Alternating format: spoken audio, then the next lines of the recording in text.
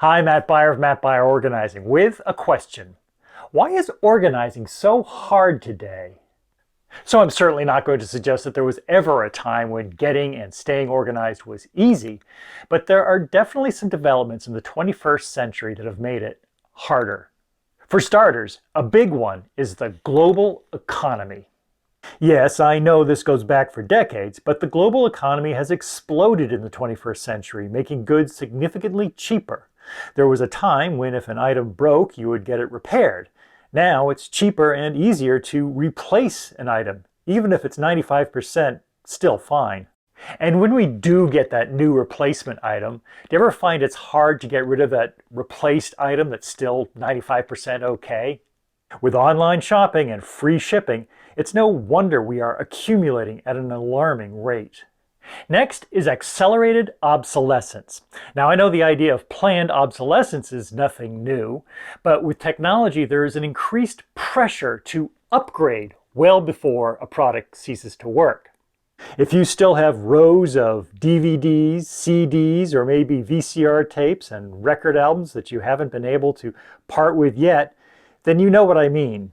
Again, more comes in, less goes out, so more accumulates. So it's harder to stay organized. Next, larger homes. The average home in 1950 was 983 square feet, while the average home in 2020 was 2,333 square feet. It's not like we need all that extra space for the accelerated technology. You can cover 95% of your media needs, books, periodicals, movies, radio, TV, music, photography, and word processing on a device the size of a small cutting board. We don't need more than twice the space for more family members than we had in 1950. We need it for more stuff. The more stuff we own, the more we risk misplacing it, the more we must get organized. Next up, the storage industry. It's booming. The first outside storage facility goes back to 1958, but over the last turn of the century, it exploded to the point where for every McDonald's you see, there are 3 storage facilities.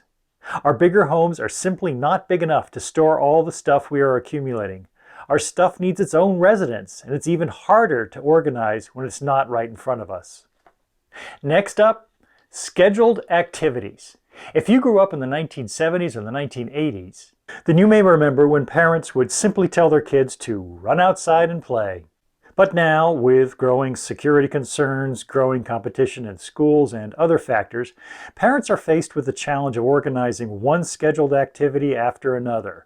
Each activity requires more equipment, more paperwork, and more spots on the calendar, all of which contributes to the physical, mental, and schedule clutter, and all of this requires organizing. I could go on, and in my book, The Circulation Solution, I do. Other factors include tougher recycling laws, more mail, identity theft, and information overload.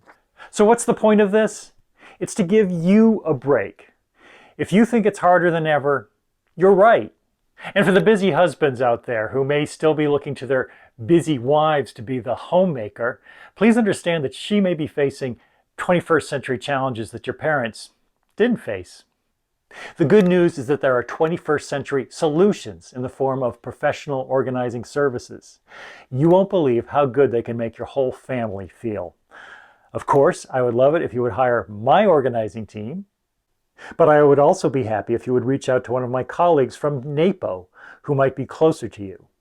The crazy thing is, we love solving these 21st century challenges that may overwhelm you. So don't feel guilty about maintaining an unrealistic standard. We'd love to put you back in control. For easy organizing tips to solve these challenges, please subscribe. Thanks for watching. I'll see you around.